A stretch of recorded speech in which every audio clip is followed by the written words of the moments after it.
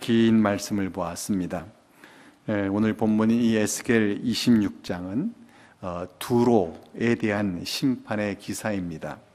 두로에 대한 심판의 기사가 오늘 26장부터 시작해서 28장까지 길게 이어집니다. 우리가 지난주에 보았던 암몬과 모압과 블레셋에 대한 그 심판의 기사를 비교해 보면은 이 두로에 대한 기사가 대단히 깁니다. 한 장에서 암몬과 모압과 블레셋 이 세 나라를 다루었었는데 이 두로에 대해서는 세 장을 통해서 다룰 만큼 굉장히 비중 있게 다루고 있습니다. 이와 같이 길게 기록했다라고 하는 것은 당시의 두로가 국제적으로 중요한 위치에 있었음을 시사합니다. 두로는 이스라엘 북쪽에 있는 베니게 지역에 있는 항구 도시 국가입니다. 이 두로가 상업의 요충지가 되어서 이들은 무역으로 큰 부를 누리고 있었고 또 주변 나라들은 이와 같은 두로를 부러워했습니다. 이들은 부를 통해서 저들의 나라를 요새화해서 굉장히 강한 나라이기도 했습니다. 그래서 북이스라엘의 아합 왕은 이 두로 왕의 딸인 이세벨을 아내로 맞아서 이들과 동맹 관계를 맺기로 했고 이세벨의 요구에 따라 두로의 우상을 섬기기도 했습니다. 이처럼 두로라고 하는 나라는 작아도 부자이고 또 강한 나라입니다. 그런데 하나님께서 저들을 심판하실 것을 말씀을 하십니다. 그것도 길게 아주 자세하게 저들의 심판에 대해서 말씀을 하십니다. 저들에게 하나님께서 심판하실 만한 문제가 있음을 보신 것이죠. 저들에게 무엇이 문제였는가 하는 것을 확인하고 이들에 대한 심판이 우리에게 주는 교훈은 또 무엇인가 하는 것을 함께 생각하려 합니다. 먼저 1절과 2절 말씀을 제가 다시 읽겠습니다. 11째 해 어느 달 초하루에 여호와의 말씀이 내게 임하여 이르시되 인자야 두로가 예루살렘에 관하여 이르기를 아하 만민의 문이 깨져서 내게로 돌아왔도다. 그가 황폐하였으니 내가 충만함을 얻으리라 하였도다. 11째 해라고 시작하고 있는데 이 11째 해라고 하는 말은 에스겔이 바벨론의 포로로 잡혀온 지 11년째가 되는 해를 말합니다. 2차 포로 때 끌려왔기 때문에 2차 포로 때는 주전 597년이고 그때부터 11째 되는 해면은 주전 586년입니다. 여러분 주전 586년 그럼 조금 귀에 익지 않으십니까? 그렇게 전혀 무슨 말인지 모르는 표정을 지금 제가 좀 죄송하니까 제가 설교 때 많이 나오는 연도입니다. 이스라엘이 남유다가 멸망하게 된 그 해입니다. 예루살렘 멸망한 해입니다. 주전 586년에 이 예루살렘이 바벨론에 의해서 멸망한 그때입니다. 근데 이때 두로가 예루살렘에 관하여 말하길 아하 만민의 문이 깨져서 내게로 돌아왔다. 그가 황폐하였으니 이제 내가 충만함을 얻는다 라고 말을 했다는 겁니다. 만민의 문이라고 하는 것은 당시 예루살렘을 가리켜서 일컫던 말입니다. 예루살렘은 이 다윗과 솔로몬 시대 때부터 그 왕성했고 또 그들의 그 이름이 많이 드러났었기 때문에 많은 나라들이 이 예루살렘으로 모이고 글로 돈이 모이고 또 그리고 권력과 또 정치를 배우고자 하는 자들이 예루살렘으로 모이던 그런 곳입니다. 그런데 두로는 예루살렘이 멸망을 하자 만민의 문이 깨져서 내게로 돌아왔다라고 했다는 겁니다. 예루살렘으로 가던 나라들이 이제는 더 이상 예루살렘으로 가지 않고 두로로 오게 되었다라고 하는 겁니다. 그러면서 그가 황폐하였으니 내가 충만함을 얻으리라 라고 했습니다. 예루살렘으로 가던 돈이 이제는 두로로 오게 되었다라며 좋아하는 것입니다. 이처럼 두로는 그동안 예루살렘에 대하여 어떤 경쟁의식을 가지고 있었습니다. 그래서 예루살렘이 멸망하자 자신의 경쟁 상대가 없어졌다며 자신이 이제 부를 독점하게 될 것에 대해서 아주 좋아하게 된 것입니다.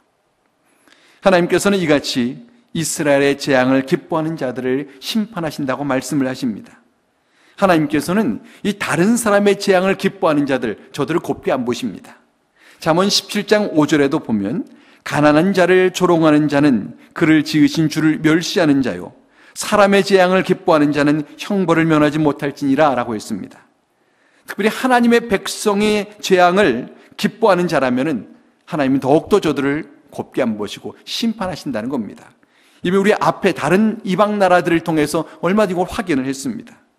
두로가 극단적인 이기심에 빠져서 예루살렘의 멸망을 기뻐하다가 하나님의 심판을 받게 된 것입니다.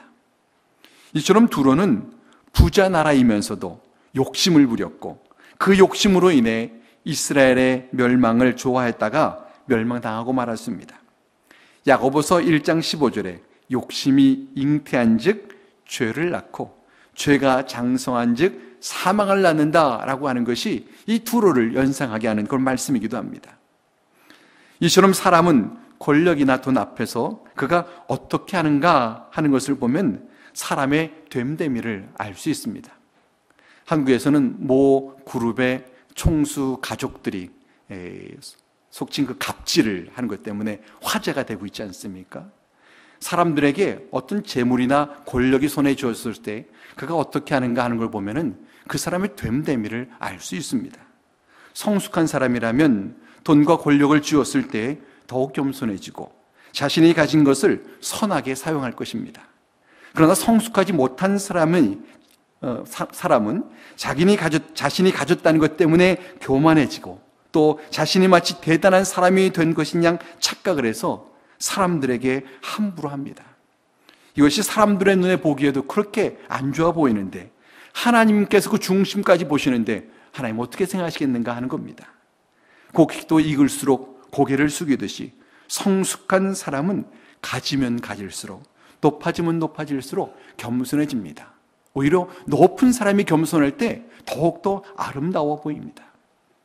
그런데 두로는 자신들이 부유하고 강성하던 이유로 교만했습니다. 이스라엘이 망할 때 그것으로 인해 자신들이 더 부유해지고 자신들의 경쟁 상대가 없어졌다고 생각하며 좋아했습니다. 이것으로 인해 하나님께서 저들을 심판하실 것을 말씀하시는 겁니다. 3절로 6절 말씀 우리 다 함께 읽으시겠습니다. 그러므로 주 여호와께서 이같이 말씀하셨느니라. 두로야, 내가 너를 대적하여 바다가 그 파도를 굽이치게 함같이 여러 민족들이 와서 너를 치게 하리니 그들이 두로의 성벽을 무너뜨리며 그 망대를 헐 것이요 나도 티끌을 그 위에서 쓸어버려 맨바위가 되게 하며 바다 가운데 그물 치는 곳이 되게 하리니 내가 말하였음이라. 주 여호와의 말씀이니라. 그가 이방의 노략거리가 될 것이요 들에 있는 그의 딸들은 칼에 죽으리니 그들이 나를 여호와인 줄을 알리라. 하나님께서 이제 두로를 심판하시는데 바다가 그 파도를 굽이치게 함같이 여러 민족들이 와서 두로를 치게 하겠다 하십니다. 두로가 이 해안 도시이기 때문에 해일과 폭풍이 이를 때에 그걸 막을 수 없는 것은 이들은 많이 경험했을 것입니다. 그런데 여러 나라가 그들을 공격해오는 것을 막을 수 없는 해일, 폭풍 이와 같은 것으로 비유하여 말하고 있습니다. 실제로 두로를 공격한 나라는 바벨론과 그 동맹국들입니다. 바벨론이 앞장을 서서 그들을 치고 계속 그 동맹국들이 뒤따라와서 마치 파도가 계속 치어오듯이 저들을 치고 또 쳐서 결국 망해버렸습니다. 그들이 두로의 성벽을 무너뜨리며 그 망대를 헐 것이라고 했습니다. 요새와 같았던 두로의 성이 적의 공격을 당해내지를 못한 겁니다. 하나님께서도 티끌을 그 위에 쓸어버려 맨바위가 되게 하고 민둥산이 되게 하고 바닷 가운데 그물 치는 곳이 되게 할 것이라고 했습니다. 저들을 마치 바위 위에서 먼지를 싹 쓸어버리듯 하고 바다의 친 그물로 물고기를 잡듯이 저들이 포로로 잡혀갈 것을 말하는 겁니다. 그래서 저들이 이방의 노략거리가 될 것이고 들에 있는 그의 딸들은 칼에 죽는다고 했습니다. 하나님께서 이와 같은 일들을 통해서 그들이 하나님을 여호와인 줄을 알게 된다라고 했습니다.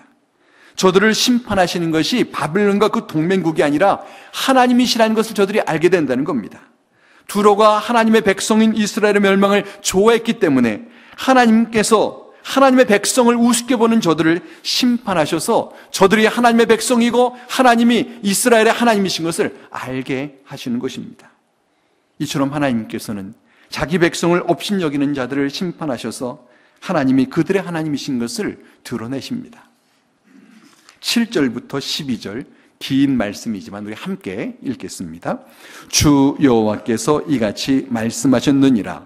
내가 왕들 중에 왕 곧 바벨론의 느부갓네살 왕으로 하여금 북쪽에서 말과 병거와 기병과 군대와 백성의 큰 무리를 거느리고 와서 두로를 치게 할 때에 그가 들에 있는 너의 딸들을 칼로 죽이고 너를 치려고 사다리를 세우며 토성을 쌓으며 방패를 갖출 것이며 공성태를 가지고 내 성을 치며 도끼로 망대를 찍을 것이며 말이 많음으로 그 티끌이 너를 가릴 것이며 사람이 무너진 성 구멍으로 들어가는 것 같이 그가 내 성문으로 들어갈 때에 그 기병과 수레와 병거의 소리로 말미암아 내 성곽이 진동할 것이며 그가 그 말굽으로 내 모든 거리를 밟을 것이며 칼로 내 백성을 죽일 것이며 내 견고한 석상을 땅에 엎드릴 것이며 내 재물을 빼앗을 것이며 내가 무역을 한 것을 노략할 것이며 내 성을 헐 것이며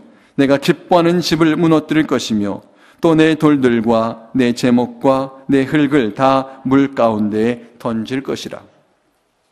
하나님께서는 이 두로가 공격받을 때 구체적으로 어떻게 되는가를 아주 자세하게 설명을 하십니다. 하나님께서는 먼저 당시의 왕들 중에 왕인 이 바벨론의 느부갓네살 왕을 사용하신다 말씀을 하십니다. 느부갓네살 왕으로 하여금 북쪽에서 말과 병거와 기병과 군대와 백성의 큰 무리를 거느리고 와서 두로를 친다고 했습니다. 당시의 말, 병거, 기병 이것들은 오늘날의 최첨단 무기를 연상하게 하는 당시의 아주 강한 군대들입니다. 그가 들에 있는 너의 딸들을 칼로 죽인다고 했습니다. 전투에 참여하지 않은 여인까지도 죽임을 당한다고 말하고 있습니다.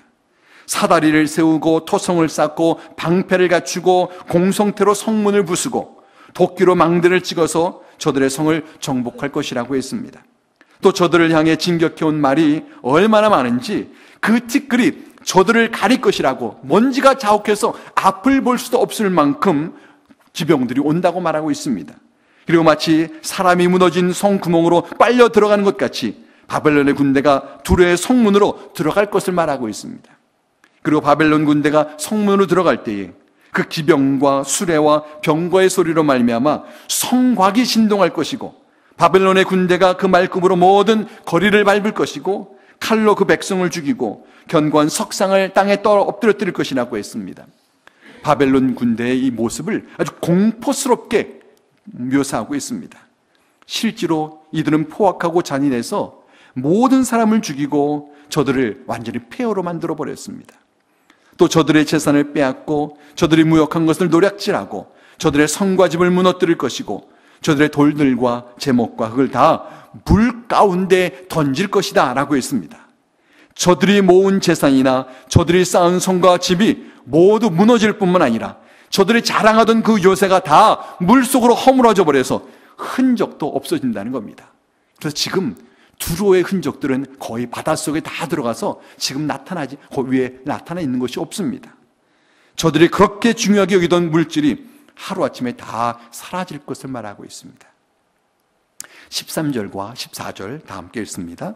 내가 내 노랫소리를 그치게 하며 내 수금소리를 다시 들리지 않게 하고 너를 맨 바위가 되게 한즉 내가 금을 말리는 곳이 되고 다시는 건축되지 못하리니 나 여호와가 말하였음이니라. 주 여호와의 말씀이니라. 두로는 부자 나라였기 때문에 향락을 즐기는 소리가 끊이지를 않았습니다. 그러나 저들이 망해서 저들의 노랫소리가 그치고 수금소리가 들리지 않는다고 했습니다. 또 저들의 건물은 바닷가에 다 지어져 있었습니다. 그러나 그런 건물들조차도 모두 다 무너지고 건물들이 있던 곳에는 이제는 금을 말리는 곳이 된다고 했습니다. 그 화려하던 해변이 여느 바닷가와 다를 것이 없는 그냥 평범한 어촌이 되고 마는 것입니다. 15절과 16절입니다. 함께 읽습니다. 주 여호와께서 이같이 두로에 대하여 말씀하시되 내가 엎드러지는 소리에 모든 섬이 진동하지 아니하겠느냐. 곧 너희 가운데 상한 자가 부르짖으며 죽임을 당할 때에라. 그때에 바다의 모든 왕이 그 보좌에서 내려 조복을 벗으며 수놓은 옷을 버리고 떨림을 입듯 하고 땅에 앉아서 너로 말미암아 무시로 떨며 놀랄 것이며. 하나님께서는 두로가 하나님의 심판받는 것을 보면서 이 주변 나라들이 어떻게 반응하는가 하는 것을 또 묘사합니다. 두로가 엎드러지는 소리에 모든 섬이 진동하지 않겠느냐라고 했습니다. 두로가 자신의 부유함으로 온갖 무기와 병기를 다 사들이고 그것으로 무장하고 성을 지켰지만 그와 같은 두로가 무너지는 것을 그 주변 사람들이 보면서 공포에 떨면서 당혹감에 휩싸이게 된다는 겁니다. 그래서 그때 바다의 모든 왕이 그 보좌에서 내려와 조복을 벗으며 수놓은 옷을 버린다고 했습니다. 조복은 왕복을 말하고 수놓은 옷은 화려한 옷을 말합니다. 왕이 옷을 벗고 신분을 감추는 것을 지금 묘사하고 있습니다. 주변 나라의 왕들이 두로가 멸망하는 것을 보고서 두로를 멸망시킨 나라가 자신의 나라에 쳐들어왔을 때 제일 먼저 왕을 처단할 것이다 라고 생각하면서 자신이 왕인 것을 감추기 위해서 왕복과 화려한 옷을 다 벗어 감춰버리고 평민처럼 있는다는 그 표현을 하고 있는 겁니다. 그리고는 떨림을 입듯하고 땅에 앉아서 무시로 떨며 놀랄 것이라고 했습니다. 저들이 두로의 멸망을 보고 공포에 떠는 겁니다. 17절과 18절입니다. 그들이 너를 위하여 슬픈 노래를 불러 이르기를 항해자가 살았던 유명한 성읍이요 너와 너의 주민이 바다 가운데 있어 견고하였도다. 해변의 모든 주민을 두렵게 하였더니 어찌 그리 멸망하였는고 내가 무너지는 그날에 섬들이 진동할 것이요 바다 가운데의 섬들이 내 결국을 보고 놀라리로다 하더라. 두로 주변 나라들이 두로를 위해서 지금 애가를 부르고 있는 것을 말하고 있습니다. 두로를 가리켜서 항해자가 살았던 유명한 성읍이요 라고 부릅니다. 두로는 항해자라고 불릴 만큼 바다를 주름잡던 그런 나라입니다. 유명한 나라입니다. 그래서 너와 너의 주민이 바다 가운데 있어 견고하였도다 라고 했습니다. 지금까지 어느 나라도 저들을 위협하지를 못했고 저들이 멸망할 거라고 누구도 생각하지를 못했던 겁니다. 그런데 저들이 멸망하자 어찌 그리 멸망하였는고 내가 무너지는 그날에 섬들이 진동할 것이요 바다 가운데의 섬들이 내 결국을 보고 놀라리라 라고 했습니다. 마지막 19절로 21절 말씀입니다. 함께 읽습니다. 주 여호와께서 이같이 말씀하셨느니라. 내가 너를 주민이 없는 성읍과 같이 황폐한 성읍이 되게 하고 깊은 바다가 내 위에 오르게 하며 큰 물이 너를 덮게 할 때에 내가 너를 구덩이에 내려가는 자와 함께 내려가서 옛적 사람에게로 나아가게 하고 너를 그 구덩이에 내려간 자와 함께 땅 깊은 곳에 예로부터 황폐한 곳에 살게 하리라. 네가 다시는 사람이 거주하는 곳이 되지 못하리니 살아있는 자의 땅에서 영광을 얻지 못하리라. 내가 너를 패망하게 하여 다시 있지 못하게 하리니 사람이 비록 너를 찾으나 다시는 영원히 만나지 못하리라. 주 여호와의 말씀이니라. 하나님께서 두로에 대해서 내가 너를 주민이 없는 성읍과 같이 황폐한 성읍이 되게 한다 하십니다. 이전에 두로는 주민이 많고 건물도 많고 화려했던 성읍입니다. 그런데 하나님의 심판으로 인해 두로는 주민조차 살 수 없는 그런 황폐한 땅이 된다고 말씀하십니다. 하나님께서는 저들을 깊은 바다가 저들 위에 오르게 하며 큰 물이 저들을 덮게 한다고 했습니다. 마치 노아 홍수 시대의 심판을 받아서 수장된 자들을 연상하게 합니다. 바다를 통해 부귀영화를 누리던 저들이 바다에 잠겨 망하게 된다는 그 역설입니다. 마치 돈을 쫓던 자들이 돈으로 망하고 권력을 쫓던 자들이 권력으로 망하고 무력으로 행사하던 자들이 무력으로 망하는 것과 같습니다. 이처럼 사람이 무엇을 쫓든 저들은 그 쫓던 것으로 인해서 망하게 될 것입니다. 그래서 하나님께서는 두로에게 내가 너를 구덩이에 내려가는 자와 함께 내려가서 옛적 사람에게로 나아가게 하고 너를 그 구덩이에 내려간 자와 함께 땅 깊은 곳에로 곧 예로부터 황폐한 곳에 살게 하겠다 하십니다. 구덩이는 음부를 말합니다. 옛적 사람이란 이전에 홍수로 멸망했던 그 사람들을 암시하는 말입니다. 하나님을 거역해 심판받아 음부에 내려가는 자들과 함께 너도 그들과 함께 그곳에서 살게 하겠다라고 말씀하시는 겁니다. 뿐만 아니라 내가 다시는 사람이 거주하는 곳이 되지 못하리니 살아있는 자의 땅에서 영광을 얻지 못하리라 했습니다.